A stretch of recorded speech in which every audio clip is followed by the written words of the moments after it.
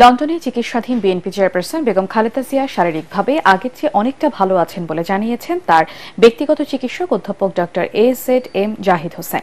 লন্ডনের স্থানীয় বিএনপির এক অনুষ্ঠান শেষে তিনি সাংবাদিকদের জানান, চিকিৎসকরা নিয়মিত বাসায় গিয়ে বেগম জিয়ার শারীরিক পরীক্ষা নিরীক্ষা করছেন।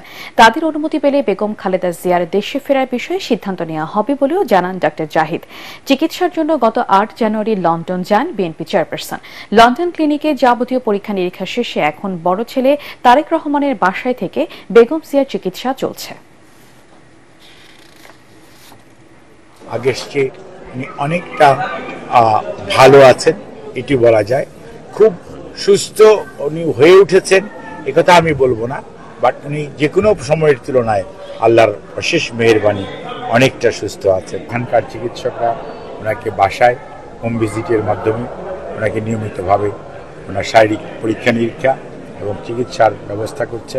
যখনই এখানকার চিকিৎসকরা ওনাকে অনুমতি দিবে যাওয়ার জন্য, উনি দেশের মানুষকে ভালোবাসেন এবং খুব শীঘ্রই চিকিৎসকরা যখনই বলবেন উনি দেশে ফেরত যাবেন ইনশাআল্লাহ।